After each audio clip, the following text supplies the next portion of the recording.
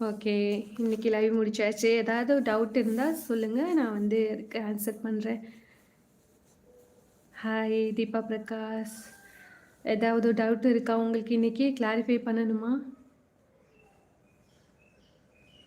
நீங்கள் வாழ்க்கையில் வந்து எவ்வளவு வந்து துன்பம் எது இருந்தாலும் சரி, நீங்கள் முருகனை வந்து நினைக்கிறத மட்டும் நிறுத்தவே நிறுத்தாதீங்க. நான் வந்து எவ்வளோ பிஸியாக இருந்தாலும் சரி, சில சமயம் நான் ஐடி கம்பெனியில் ஒர்க் பண்ணுறேன்ல, சில சமயம் எனக்கு வேலையில் பிஸியாக இருக்கும், மீட்டிங் அது இதுன்னு இருக்கும். என்ன ஆனாலும் சரி, டெய்லியும் சிவன் கோயில் போயிட்டு முருகனை கும்பிடாம அன்றைக்கி நாள் எனக்கு போகவே போகாது.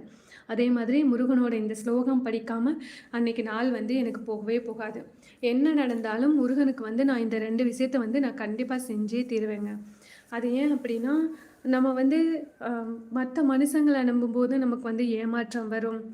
எதிர்பார்த்துருப்போம், அது நடக்காம இருக்கும். அதனால நமக்கு வந்து ஒரு விரக்தியாகும். ஆனா எல்லாத்துக்கும் அந்த மூல தெய்வமான அந்த முருகனை நம்ம நினைக்கும்போது, அவர் மேல நம்ம வந்து பற்று திருப்பும்போது, அவர் மேல நம்மளோட எல்லா எண்ணத்தையும் திருப்பும்